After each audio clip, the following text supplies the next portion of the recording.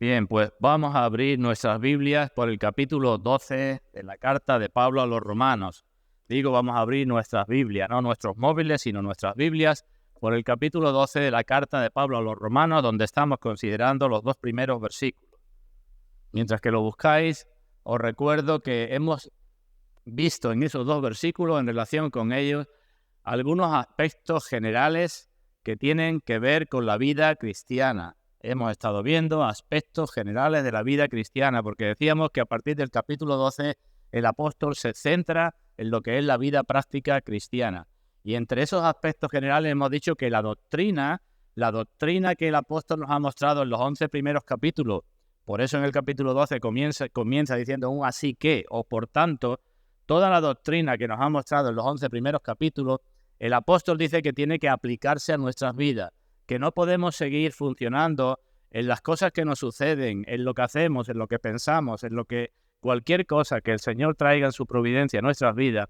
No podemos seguir reaccionando del mismo modo que reaccionábamos antes cuando no creíamos en esa doctrina que decimos creer. Y decíamos que esa aplicación práctica es lo mejor para nosotros, es lo mejor para nuestras vidas. Luego, cuando comience dentro de un momento con las cosas nuevas, todavía algunos estarán por ahí despistados. Estoy haciendo un resumen para que prestemos atención, hermanos, no para que estemos pendientes cada uno de lo que mejor le parezca. Si no perdemos de vista que todo lo que tenemos que hacer es para la gloria de Dios, si no perdemos de vista lo que somos para Dios, lo que Dios es para nosotros, lo que Dios espera de nosotros y lo que nosotros esperamos de Dios, si no perdemos de vista eso, que es lo mismo que aplicar la doctrina a la vida práctica, creceremos en santidad y será lo mejor para nosotros y para toda la gente que nos rodea. Esas son las cosas generales que hemos visto. Y el día anterior ya nos detuvimos en un detalle de la vida práctica cristiana, como es el de la exhortación. Está en el capítulo 12, versículo 1. El apóstol comienza con una exhortación, pero no entra directamente en ella, sino que hace una introducción, decíamos, y comienza diciendo, hermanos, os ruego. Nos detuvimos en eso.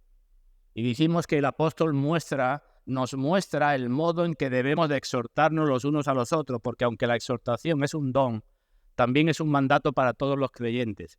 Y debemos de hacerlo con empatía, con amor y poniéndonos todos al mismo nivel. No creyéndonos que somos superiores, el apóstol no creía que era superior, porque también podemos ser tentados. Así que, hermanos, os ruego, y os ruego que todos hagáis este servicio, porque decíamos que la vida cristiana es una vida de servicio sacrificial. ¿Nos acordamos? Lo dije también de otra manera, de sacrificio servicial, da igual, de una forma que de otra. Es una vida donde tenemos que servir, y servir supone coste. Esa es la vida cristiana. Y no hay otra vida cristiana ni otro tipo de vida cristiana. Y en la exhortación os recuerdo que no solamente se amonesta o se reprende, sino que la palabra que utiliza el apóstol significa también se anima, se alienta, se guía. La exhortación entre cristianos tiene que ser no solamente para reprender o amonestar, sino también para animar, para guiar, para estimular. Pero hay un tercer aspecto en la introducción a la exhortación. Un tercer aspecto. Porque no solamente el apóstol dice, hermanos, os ruego, y ahora dice que presentéis vuestros cuerpos, sino que pone, entre comillas en nuestra Biblia, hermanos, os ruego por las misericordias de Dios. No ordena, no dice, hermanos, tenéis que hacer esto, ni siquiera dice, hermanos, os ruego que presentéis, sino que además da un argumento. Hermanos, os ruego, y os ruego por esto, este es el argumento, para que luego hagáis esto. Es decir, a la exhortación le precede la empatía, el acercamiento en amor, y le precede también un razonamiento, un argumento, para que la exhortación tenga una base, tenga un sustento, tenga un sostén importante. Y os ruego por las misericordias de Dios. Y en esto recuerdo que dije el primer día, creo recordar ya, que hay una diferencia fundamental entre lo que es el cristianismo y lo que es la enseñanza moral de la sociedad, lo que es la educación, lo que es la filosofía. El cristiano tiene una base, importante base para hacer las cosas, que no es simplemente lo que me convenga. La educación puede decirte, bueno, haz esto porque será bueno para ti o bueno para otra persona. Pero la persona que solamente tiene cierta educación no llega más allá porque le falta esa base y en algunos momentos pues no hará ni lo que es bueno para ella ni lo que es bueno para los demás. Le falta la base y le falta poder para hacerlo. Todos conocemos a médicos que te dirán, es malo fumar y ellos fuman, ¿verdad? No lo saben, no tienen conocimiento. ¿Por qué lo hacen? Porque la base de su propia salud no es suficiente para ellos y además no tienen poder para sobreponerse o para superar esa tentación o ese pecado, llamémosle, que tienen. Así que es muy distinta la fe cristiana a lo que la sociedad nos puede decir. Así que antes que el apóstol llegue a decir que presentéis vuestros cuerpos, hermanos, os ruego por las misericordias de Dios. Y en ese asunto de las misericordias vamos a meditar en esta mañana, aunque también diré un poco de la primera palabra que presenta el apóstol en la exhortación, que presentéis. Leemos Romanos capítulo 12, versículos 1 y 2. Dice ahí la palabra de Dios, así que hermanos, os ruego por las misericordias de Dios que presentéis vuestros cuerpos en sacrificio vivo, santo, agradable a Dios, que es vuestro culto racional. No os conforméis a este siglo, a este mundo, a esta sociedad, sino transformaos por medio de la renovación de vuestro entendimiento para que comprobéis cuál sea la buena voluntad de Dios, agradable y perfecta. Vamos a orar y vamos a pedir la bendición de Dios. Padre nuestro, queremos en primer lugar darte gracias. Como hemos hablado antes, como hemos cantado, gracias por tu fidelidad y gracias por tu salvación y por todo lo que eso ha traído, trae y seguirá trayendo a nuestras vidas.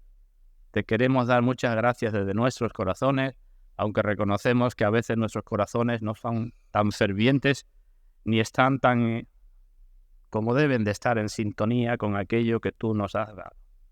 Pero queremos darte gracias y pedirte perdón también por cuantas veces olvidamos cómo hemos leído estas misericordias tuyas y actuamos y hacemos según a nosotros mejor nos parece.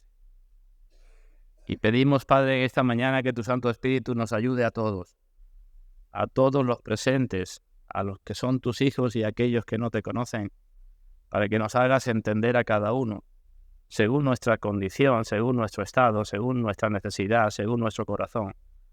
Nos hagas entender a cada uno las cosas gloriosas de ti, de tu glorioso evangelio.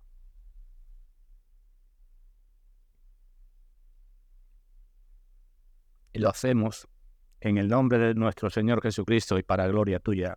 Amén. Así que empezamos hablando de las misericordias de Dios. Si tuviera que preguntar a qué apela el apóstol cuando dice os ruego, hermanos, ¿apela a la mente o apela al corazón de aquellos a quienes escribe? Si nos dirigimos a un hermano y le decimos hermanos, te ruego, creo que en primer lugar o principalmente se está apelando al corazón del hermano. Estoy diciendo, eres mi hermano. Y por eso te animo o te ruego o te exhorto. No quiere decir que no apele a la mente, pero fundamentalmente al corazón. En cambio, cuando dice, hermanos, os ruego por las misericordias de Dios, creo que más directamente está apelando a la mente de los hermanos que a sus corazones, aunque también a sus corazones. En los dos casos, digamos, el apóstol apela a la mente y al corazón, pero creo que con las dos primeras palabras está apelando al corazón y con la frase siguiente más bien a la mente. Y aquí tenemos de nuevo la diferencia, como decía antes, con la moralidad. La educación y la moralidad apelan a la mente. Y el pragmatismo de hoy, que te dice que hagas lo que tú te guste o lo que te sientes bien haciéndolo, y aunque mañana te siente mal y hagas otra cosa, la educación moral apela a la mente, el pragmatismo apela al sentimiento y al corazón, pero el cristianismo apela a ambas cosas. Os lo digo de otra manera. La doctrina cristiana no solamente es para que la tengamos presente en nuestras mentes. Es necesario que las tengamos presentes, porque el apóstol empieza diciendo, por esto, hermano, por tanto, hermanos, os ruego que por la doctrina tenemos que tenerla presente, pero no solamente tenerlas presentes en nuestras mentes, sino es algo que debe inflamar nuestros corazones, que debe tocar nuestros corazones, porque la doctrina únicamente en la mente servirá para poco. El objetivo del apóstol es tocar la mente y los corazones de todos los cristianos para que esa mente iluminada y esos corazones inflamados pues muevan a la voluntad a hacer algo. Ese es el objetivo. ¿Entendéis? ¿Entendemos? Mente, lo que tenemos que tener en la mente. El corazón, como tenemos que tener el corazón. Y si eso es así, inevitablemente seremos movidos a algo. Y ese algo es a vivir en santidad. En definitiva, o creo que podemos decir, la voluntad es lo que hacemos, por qué hacemos las cosas, qué es lo que mueve lo que nosotros hacemos. Y decimos, a veces nuestra mente, ¿verdad? Empezamos a darle vuelta a algo y decimos, vamos a hacer esto. Y otras veces son nuestros deseos. No razonamos mucho y nos dejamos llevar por deseos incluso fuertes o concupiscencia, deseos malos y hacemos cosas. Bueno, pues el apóstol lo que está diciendo es que nosotros no actuemos de una forma ni de otra, sino que actuemos según nuestra mente, según nuestros corazones, y entonces actuaremos de una manera. Por eso todo intento de cambiar las voluntades de la gente, lo que la gente hace, apelando únicamente a la voluntad, pues será un fracaso. No se pueden cambiar las voluntades si no se cambia la mente, si no se cambia el corazón.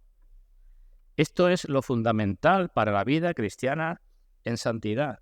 Y esto no se puede enfatizar demasiado. El pecado, mi pecado y tu pecado, no puedo tratarlo de una forma legalista.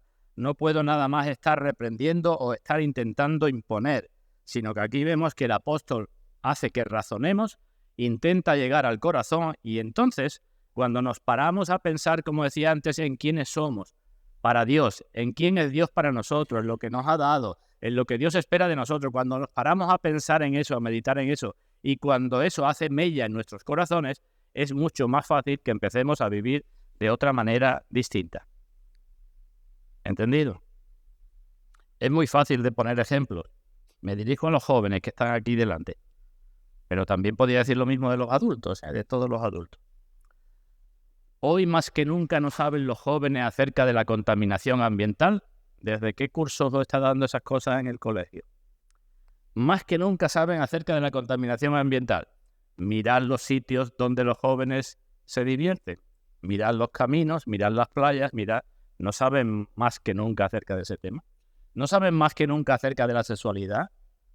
¿Cuántos esperan hasta el matrimonio? ¿No saben más que nunca acerca de la tolerancia? ¿Cuántos acosos y abusos no hay en los colegios? Y así podríamos seguir, pero también con los mayores. Así que si alguien pregunta, ¿por qué el deterioro de la sociedad? ¿Por qué la sociedad va cuesta abajo y sin freno? La respuesta es porque se deja a Dios, evidentemente. Y el hombre dice, con nuestra educación, con lo que sabemos, somos suficientes. Nosotros somos como dioses. Hay algunos por ahí que están diciendo eso ya.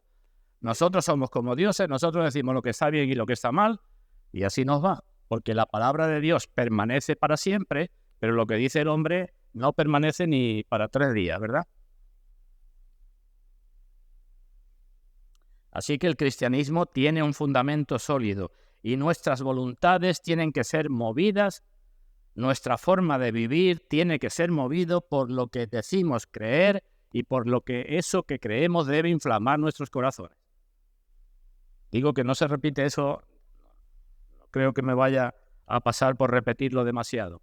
Si creo algo, si creo que Cristo murió por mí, si creo todo lo que recordábamos en los días anteriores, ¿verdad? Si creo todo eso, ¿cómo todo eso me deja exactamente igual? ¿Y cómo todo eso no me va a mover a hacer algo? Así que eso es lo que tenemos ahí. Hermanos, os ruego por las misericordias de Dios. Hermanos, os ruego que penséis. Hermanos, os ruego que os conmováis. Y hermanos, os ruego entonces que actuéis, que viváis. Eso es lo que tenemos ahí en esa frase. Pero es lo mismo que tenemos desde la antigüedad. En el Antiguo Testamento vemos también a los escritores con este mismo argumento, con esta misma forma de pensar. Acompáñame, por ejemplo, al Salmo 116. Salmo 116. Veamos ahí lo que dice el salmista. Salmo 116, creo, dice, en el versículo 8,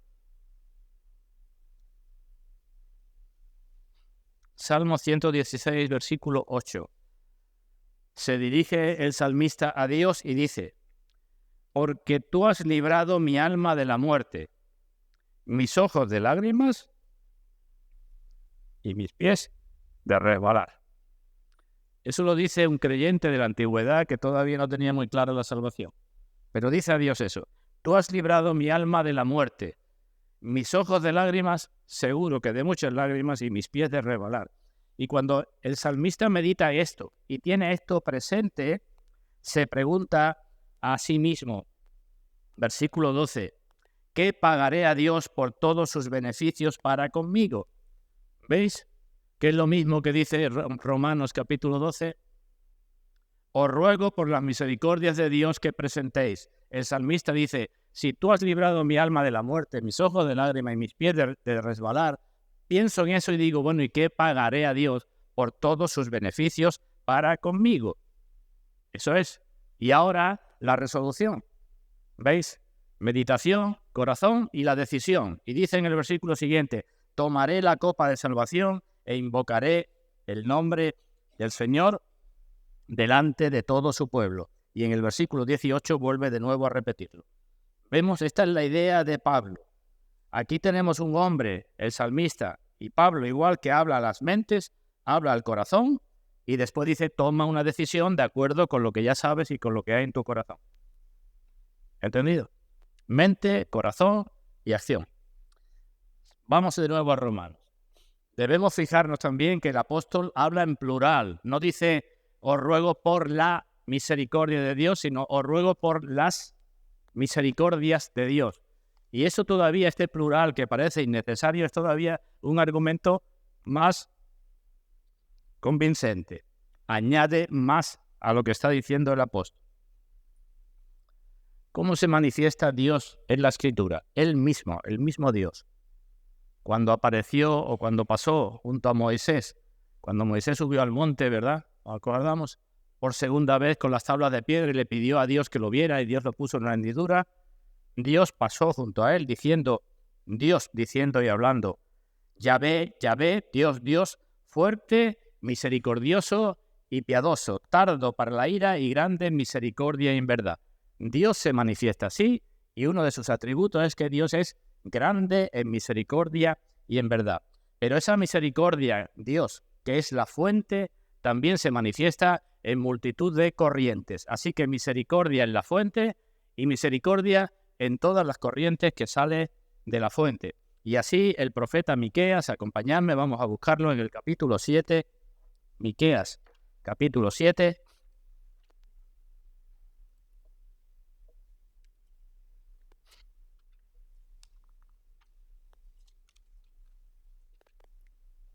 Después de Abdías, Jonás, Miqueas, capítulo 7, versículo 18.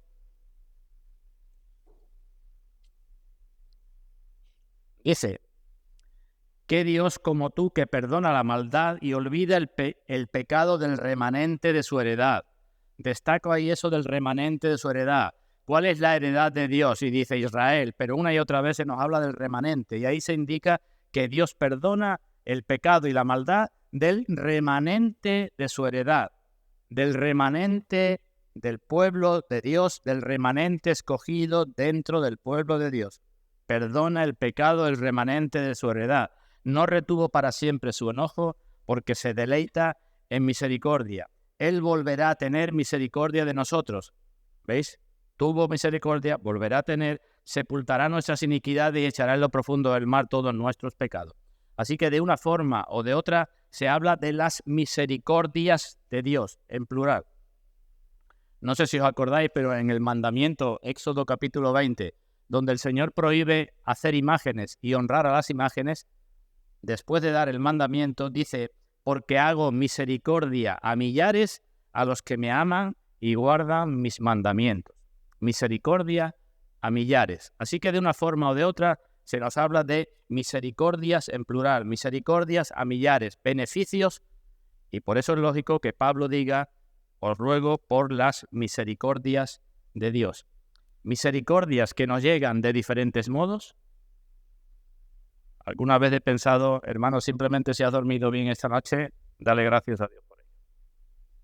Y si has ido al baño bien esta mañana, da gracias a Dios por ello.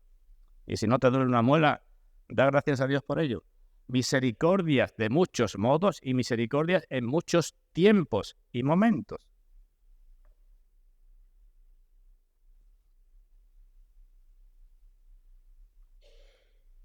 Misericordias que ya hemos disfrutado, que ya hemos recibido cuando estuvimos o estábamos en necesidad, misericordias que seguimos recibiendo cuando estamos en necesidad. Y es por esa misericordia, dice el profeta, que no hemos sido consumidos, porque nunca decayeron sus misericordias, en plural. Nuevas son cada mañana, grande es su fidelidad. Y puesto que Dios es misericordioso y sus misericordias son muchas para con sus hijos, una y otra vez encontramos en la Biblia mención a esas misericordias y a las decisiones que siguen tras esas misericordias. Una y otra vez. No solamente se muestran, sino se muestran para que las tengamos presentes, para que muevan nuestros corazones y para que digamos, entonces, ¿qué voy a hacer? Como hemos leído en el profeta Miqueas, ¿con qué me voy a presentar? Vamos a ver otro salmo, Salmo 57.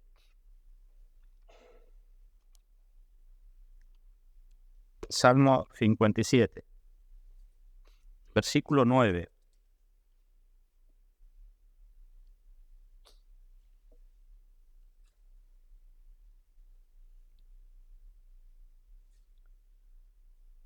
Vemos, te alabaré entre los pueblos, oh Señor, cantaré a ti entre las naciones. ¿Por qué? ¿Por qué te voy a alabar y por qué voy a cantar a ti entre las naciones?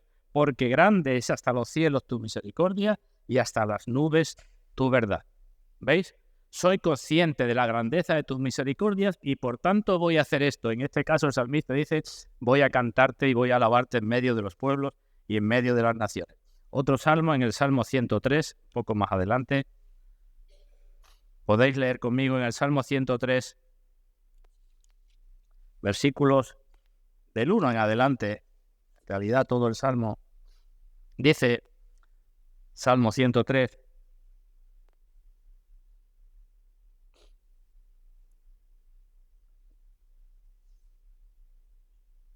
bendice alma mía al Señor y bendiga todo mi ser su santo nombre. Bendice alma mía al Señor y no olvides ninguno de sus beneficios. Y ahora fijaos, los beneficios de que habla, aunque es David en la antigua dispensación, habla de beneficios más bien evangélicos, no de beneficios materiales. Dice, bendíceme alma mía al Señor, porque, versículo 3, Él es quien perdona todas tus iniquidades. Esa es una misericordia. El que sana todas tus dolencias, el que rescata del hoyo tu vida, el que te corona de favores y misericordia, el que sacia de bien tu boca. Y así sigue, versículo 9, no contenderá para siempre, ni para siempre guardará en el enojo, no ha hecho con nosotros conforme a nuestras iniquidades, ni nos ha pagado conforme a nuestros pecados, todo eso es misericordia, porque como la altura de los cielos sobre la tierra, engrandeció su misericordia sobre los que le temen. Y un poco más adelante, Salmo 108, que algunos quizás sepáis cantarlo. ¿Me permitís que cante? Mi corazón está dispuesto, Señor. ¿Sabemos eso? Cantaré, entonaré salmos, esta es mi gloria. Te alabaré entre los pueblos. A ti cantaré salmos entre las naciones. Porque más grande que los cielos es tu misericordia. Así que David y otras personas escriben sobre la misericordia de Dios y toman sus decisiones. La mayoría de lo que vemos en el libro de los Salmos, como eran canciones que se cantaban, pues dice, yo te voy a alabar por tu misericordia. Pero evidentemente la decisión de alabar David a Dios no solamente era una alabanza de labios, sino de corazón también, porque si no hubiera sido de corazón, Dios no lo hubiera aceptado, ¿verdad? Lo que dice el Señor cuando recrimina a su pueblo, Mateo capítulo 15, este pueblo de labios me honra, pero su corazón está lejos de mí. Así que alabanza de labios, alabanza de corazón, pero ¿qué más? Vida entregada a Dios, que es lo que vemos en el rey David, ¿verdad? Tus misericordias son esto, yo te alabaré, te alabo de corazón, pero mi vida la entrego a ti. Y si David y aquellos de la antigüedad que veían estas cosas en sombras actuaban o funcionaban así, nosotros ¿cómo debemos actuar? Las misericordias de Dios las recibimos en todo nuestro ser, cuerpo, alma y espíritu. ¿Es cierto? Entonces, ¿cuál es? Si yo soy consciente de eso en todo mi ser, ¿qué decisión he de tomar? ¿Cuál es la única forma posible de corresponder a Dios por eso? Y Pablo dice, presentad vuestros cuerpos, pero no indica solamente el cuerpo, sino preséntate tú completo, tal como eres. Preséntate a Dios con todo lo que eres, con todo lo que haces, con todo lo que tienes. Creo que también debo decir algo acerca de la diferencia entre la gracia y la misericordia, porque esto enfatiza todavía más lo que Pablo nos pide en Romanos capítulo 12. ¿Sabemos la diferencia entre la gracia y la misericordia? Quizás no demasiado claro. Quizás son cosas que no se pueden separar tan fácilmente, pero os puedo dar alguna ligera idea. La gracia, como todos sabemos, es dar algo a alguien que no lo merece y que merece precisamente lo contrario. Hacer bondad con una persona que no merece que se le haga y que además merece que se le dé castigo. Eso es gracia. Y el Dios que aparece en la Biblia aparece como el Dios de toda gracia. El Dios de toda gracia, dice Pedro, primera carta, capítulo 5, después que hayáis padecido un poco de tiempo, Él os reconforte, os afirme, os restablezca. Esa es la gracia. ¿Y la misericordia qué es? Pues la misericordia es también la acción de bondad cuando la persona ve la miseria de la persona a la cual le va a hacer esa bondad. Imaginad, para que lo tengáis claro, imaginad que alguien viene y queriendo me da un golpe con su coche en mi coche. ¿Qué merece esa persona? ¿Lo ha hecho queriendo? ¿Lo ha hecho adrede? Merece que yo por lo menos haga el parte y diga, bueno, pues tú o el seguro, quien sea, lo pague, ¿verdad? Pero si yo digo, no te preocupes, yo voy a pagar lo que has hecho en mi coche y lo que has hecho en el tuyo. Eso es gracia. No me meto en cuestión de si es justo o no es justo, ¿eh? Simplemente es para que veáis lo que es gracia. En cambio, misericordia es cuando la persona es movida viendo la situación de miseria que tiene la otra. El que me ha dado el golpe en el coche puede que no esté en miseria, no esté en mala condición, puede que sea una persona rica, puede que sea... Si hago lo que he dicho antes, será gracia. Pero misericordia es cuando viendo, de ahí viene la palabra misericordia, miseria y cordia, corazón. Cuando viendo la miseria de la persona, actuamos para aliviar esa miseria. Bueno, pues Dios actúa con nosotros como con gracia, por gracia somos salvos. No se nos dice en ningún sitio que somos salvos por misericordia, pero así como se nos dice que Dios es el Dios de toda gracia, también se nos dice que es el Padre de misericordias, la fuente de todas las misericordias. Es decir, Dios no solamente ve nuestra locura y nuestra rebelión y dice, tengo que actuar con gracia para salvarlos, eso es gracia, sino que también ve la miseria, la corrupción, el estado en que nos hemos puesto por nuestra mala cabeza, y entonces Dios actúa en misericordia. ¿Entendemos un poco la diferencia? Así que cuando hablamos de que somos justificados, santificados, somos perdonados, somos bendecidos, somos adoptados, se nos da el Espíritu Santo, todo eso es por la misericordia de Dios.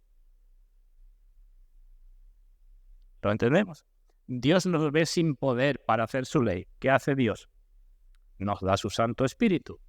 Ve nuestra miseria, se compadece, nos da su misericordia. Dios ve que somos huérfanos, que éramos hijos del diablo, ya nos ha salvado, somos hijos de gracia, pero no nos deja en la miseria, sino que nos adopta para ser herederos y coherederos con Cristo. Eso es misericordia. Dios nos ve que estábamos sin esperanza y sin Dios en el mundo, estado de miseria. Dios nos da ahora una esperanza bendita. Eso es misericordia. Dios nos ve deformados y dice, os voy a hacer conformes a la imagen de mi Hijo. Eso es misericordia. Y evidentemente todavía vemos más las misericordias de Dios cuando miramos la cruz y cuando miramos a Cristo en la cruz. Las manos del Señor sangrando, eso son misericordias para nosotros. El que fuera abandonado, misericordia de Dios para nosotros. Las burlas, los desprecios, la soledad, las tinieblas, su muerte espiritual, su muerte física, todo eso son misericordias para nosotros. Entonces Pablo dice, no son suficientes esas muestras de misericordia de Dios. ¿Qué más queremos para que vivamos de una forma determinada? ¿Qué más?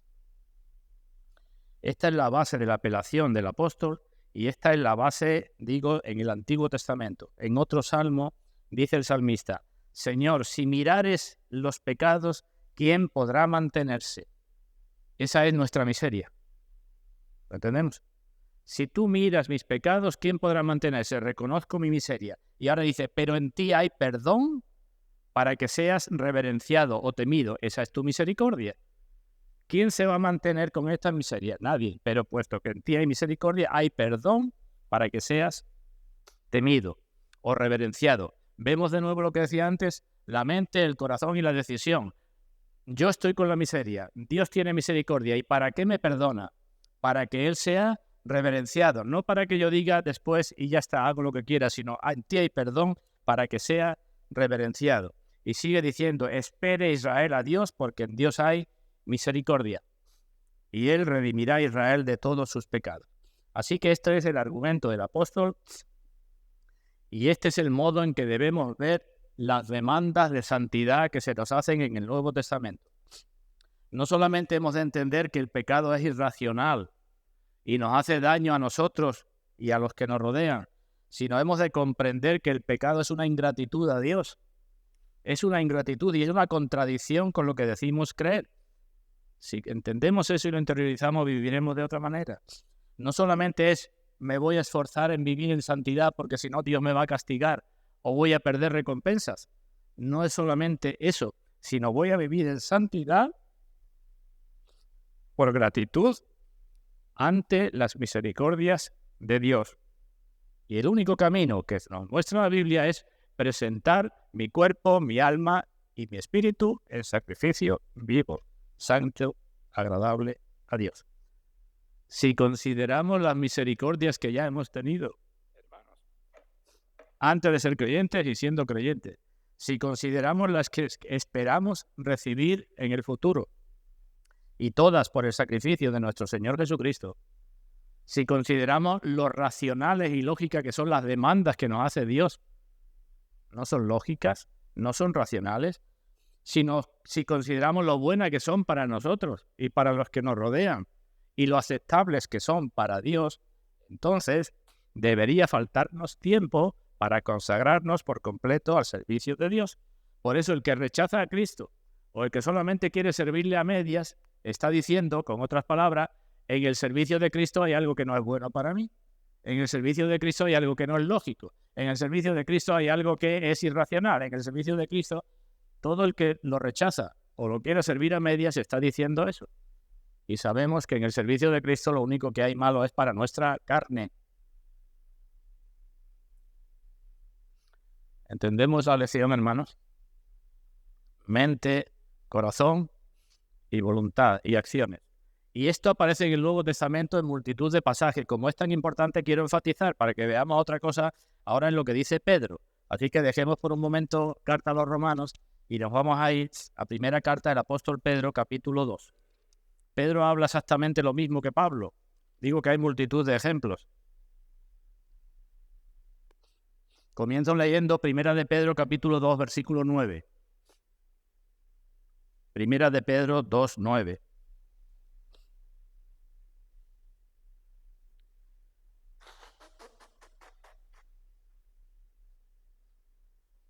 Antes ha hablado de los que tropiezan en el Señor y en el Evangelio. El Señor es piedra de tropiezo para algunos. Y ahora en el versículo 9 comienza diciendo más o pero. ¿Sí? Aquellos tropiezan, pero vosotros sois, ¿y qué dice que sois? Linaje escogido, real sacerdocio, nación santa, pueblo adquirido por Dios. Estas son 4 dignidades que no son naturales en nosotros, ¿verdad? ¿O son naturales en nosotros? Y decimos, claro que no, ¿no? ¿Digo algo? Sois linaje escogido. ¿Eso qué es? Una misericordia de Dios. Dios os ha hecho formar parte de una familia especial, distinta de todas las familias del mundo, con unos principios distintos, con un espíritu en vuestro interior distinto. Sois un linaje escogido, que nunca hubierais sido como sois si Dios no os hubiera escogido.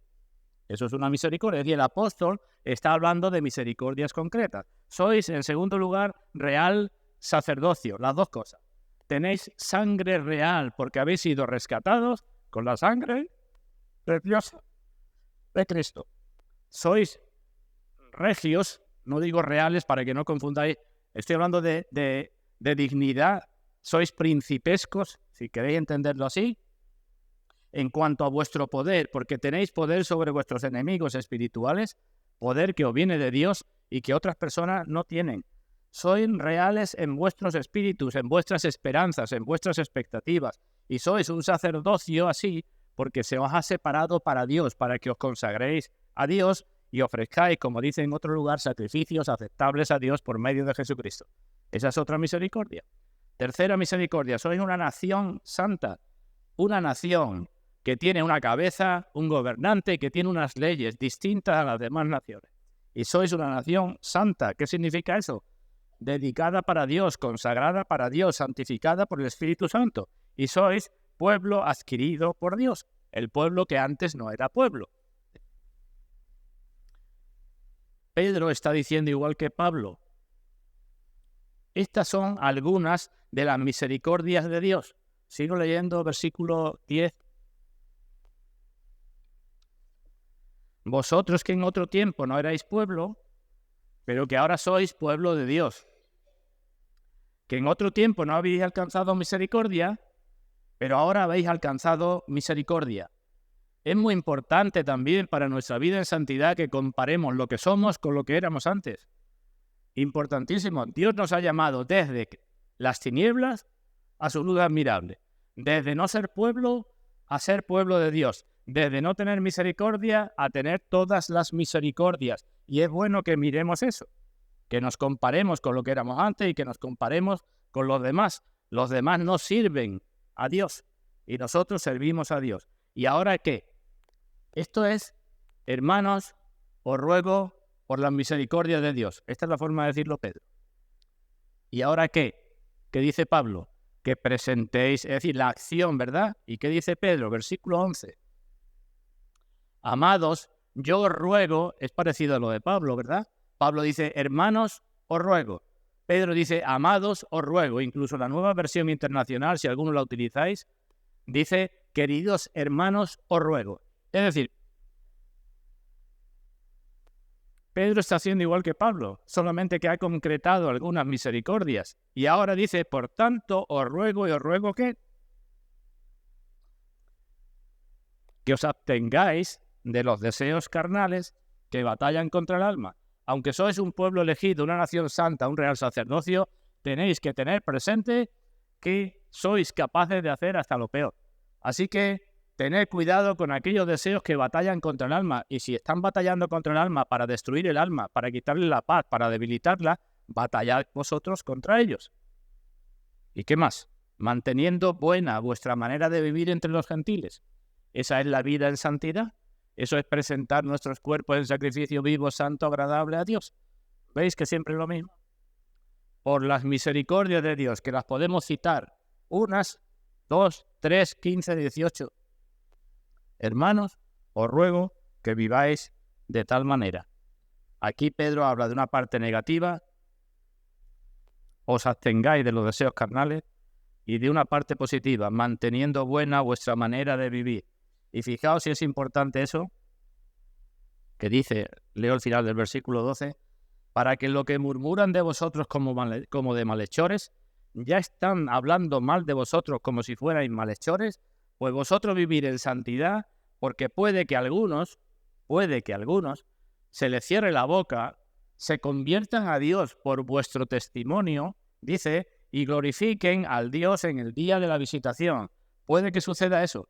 El objetivo último para vivir, no como agrada a los gentiles, es que Dios sea glorificado. ¿Vemos, hermanos?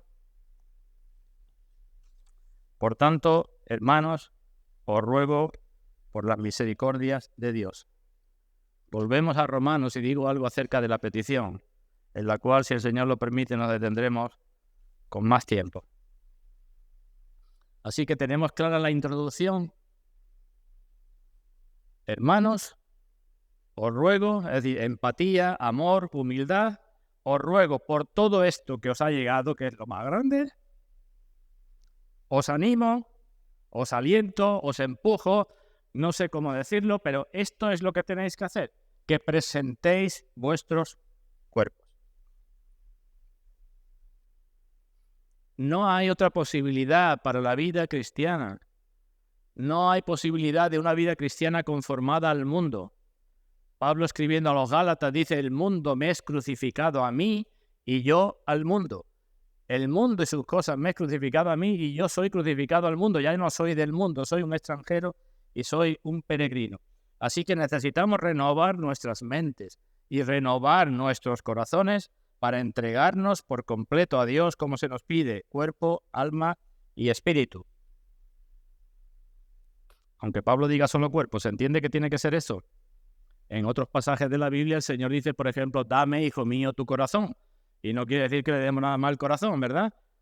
Y que la palabra cuerpo en algunas porciones de la Escritura puede significar el cuerpo físico, pero aquí Pablo no está diciendo, entrega tu cuerpo físico y haz las cosas de mala gana. No. Es cuerpo, alma y espíritu, ¿no? Lo que tenemos que presentar a Dios. Pregunto, ¿es mucho lo que se nos pide?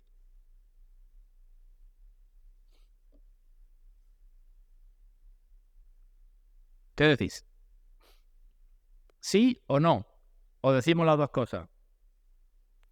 ¿Es mucho lo que se nos pide? Sí, se nos pide todo. ¿Es mucho lo que se nos pide? No. En comparación con lo que hemos recibido, no es nada lo que se nos pide. Porque es que podemos dar muy poco. ¿Qué somos? Polvo. ¿Qué podemos darle a Dios? El polvo que somos. A nosotros nos parece mucho, pero en comparación con lo que recibimos, no es nada. Pero Dios lo acepta. ¿Qué es el hombre? Florece como la flor del campo. Pasa el viento por ella y perece. Mas la misericordia de Dios es desde la eternidad hasta la eternidad sobre los que le temen. Así que presentar. ¿Y qué significa presentar? Otro día hablaré del cuerpo, el alma y el espíritu. ¿Qué significa presentar? Pues por lo menos en castellano hay dos acepciones de presentar. Es una palabra que aparece con frecuencia en el Nuevo Testamento. José y María fueron ¿a qué? A llevar al niño Jesús al templo. A presentarlo al Señor. Y en la guía del culto tenéis muchas citas donde aparece la palabra presentar. A veces nos presentamos para hacer acto de presencia. Voy, ya me he presentado y vengo. Eso significa presentar, ¿verdad? Saludo y me vengo. Me muestro que estoy allí y me vengo, ¿verdad? Eso es presentar o presentarme. ¿Pero es esto lo que está diciendo el apóstol Pablo aquí? Y decimos, claro que no. Presentar tiene también el sentido de ofrecer. Me presento y me ofrezco. No es presentarme, aquí estoy y me voy, sino entregarse y ofrecerse. ¿Tenéis abiertos Romanos? En el capítulo 6 ya Pablo nos ha hablado de este asunto. Lo comentamos en su día. Romanos capítulo 6, versículo 13. Es la misma palabra. Dice el apóstol, ni tampoco presentéis vuestros miembros al pecado como instrumentos de iniquidad. Vemos que no solamente es ponerlo de frente y decir, mira, aquí está, presentarlo como instrumento, es decir, lo estáis presentando y lo estáis ofreciendo. No presentéis vuestros miembros al pecado como instrumentos de iniquidad, sino presentaos vosotros mismos a Dios como vivos de entre los muertos. Preséntate ante Dios como vivo entre los muertos y vuestros miembros, eso es presentarse el ofrecimiento a Dios como instrumentos de justicia. Vemos entonces, presentad vuestros cuerpos, es decir, poneros delante de Dios y ofrecerlo. David en la antigüedad, hay un salmo que es muy conocido que dijo, mi alma tiene sed de Dios, del Dios vivo. Lo cantamos también.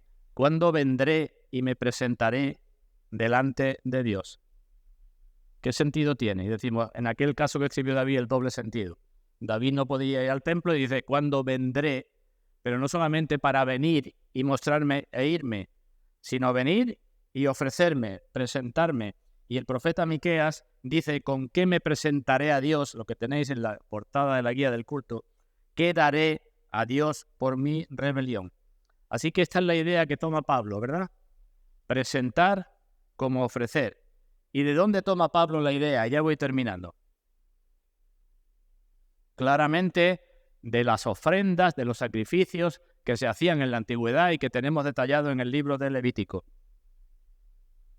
De ahí toma Pablo la idea. ¿Qué se hacía en la antigüedad con los sacrificios que se presentaban a Dios? Pues se llevaba el sacrificio, se imponía las manos, se degollaba el cordero, se sacrificaba a Dios, ¿verdad? De ahí está tomada la idea. Es lo mismo que cuando escribe a los tesalonicenses, dice, os convertisteis de los ídolos a Dios, ¿para qué? Y dice, para servir al Dios vivo y verdadero. Para eso os convertisteis, para eso os han alcanzado la misericordia, para servir al Dios vivo y verdadero. Y si me acompañáis en la carta a los filipenses, el apóstol sigue usando la misma imagen cuando escribiendo a los filipenses en el capítulo 2, versículo 17, dice, Filipenses 2:17, habla Pablo de su propia experiencia. Filipenses 2:17, dice, y aunque sea derramado en libación sobre el sacrificio y servicio de vuestra fe, me gozo y regocijo con todos vosotros. ¿Entendemos esta frase? Lo que se derramaba en libación era el aceite o el vino que se derramaba sobre los sacrificios. Y Pablo dice, aunque sea derramado en libación, es decir, aunque mi sangre sea derramada como aquello que se echaba sobre los sacrificios, dice, sobre el sacrificio y servicio de vuestra fe. ¿Veis la vida cristiana? ¿No decíamos, y he dicho al comienzo, que la vida cristiana es un sacrificio servicial? Aquí Pablo dice eso, ¿verdad? Por vuestra fe estoy dispuesto a derramar mi sangre en sacrificio. Estoy dispuesto a serviros a vosotros para que vuestra fe crezca hasta este punto, hasta ser derramado como una libación. Y en eso me gozo. Pues eso es lo mismo que tenemos en Romanos. Presentad vuestros cuerpos. Y una última idea, hermanos, que para mí es muy reconfortante. ¿Cómo era? Empiezo por el Señor Jesucristo. ¿Cómo era el Señor Jesucristo, el Cordero de Dios que quita el pecado del mundo, que fue presentado a Dios en sacrificio por nosotros? Dice Pedro, un cordero sin mancha ni contaminación, ¿verdad? Apartado de pecado, el que no conoció pecado, por nosotros fue hecho pecado. El Cordero de Dios era sin mancha ni contaminación. ¿Cómo eran los corderos y los animales que se presentaban en sacrificio a Dios en la antigüedad? ¿Cómo tenían que ser? El mismo Dios se queja en Malaquías y dice, ¿me traéis el animal ciego, el cojo, el perniquebrado? Si hicierais esto con vuestro príncipe, ¿se agradaría vuestro príncipe de vosotros? Dios exigía que los animales que se presentaban a sacrificio fueran perfectos, ¿verdad?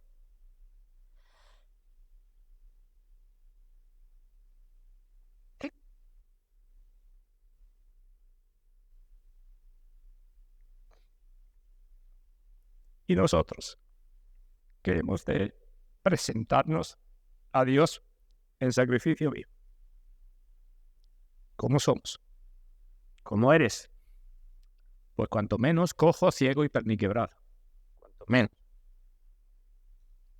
¿Aceptará Dios este sacrificio? Y la respuesta de la Biblia es sí. Y bendito sea Dios por ello. Porque somos aceptos en el amado. Porque Dios nos ve con la justicia de Cristo. Estoy sucio y estoy manchado. Y lo que hago para Dios también está sucio y manchado siempre. Pero Dios lo acepta porque soy acepto en el amado. Porque estoy en Cristo. ¿Veis cómo no puede servir para nada el sacrificio ni nada de los que no están en Cristo? Queridos todos, necesitamos pensar y meditar más en las misericordias de Dios. Y sobre todo en las misericordias mostradas en la cruz, el Señor Jesucristo. Y cuando eso llene nuestra mente, que tenemos que pensar, y llene nuestros corazones, entonces nos preguntaremos, ¿y qué daré a Dios? ¿Qué voy a ofrecer a Dios? Y la única respuesta es la que nos da el apóstol Pablo. Voy a presentar lo que soy, lo que tengo, lo que hago, lo que puedo, voy a presentarlo a Dios como sacrificio vivo, santo, agradable a Dios, pero es agradable a Dios por medio de Jesucristo. Pensar otra cosa en la vida cristiana es engañarse uno a sí mismo, hermano. Porque el Señor bendiga su palabra en todos nosotros para la gloria suya.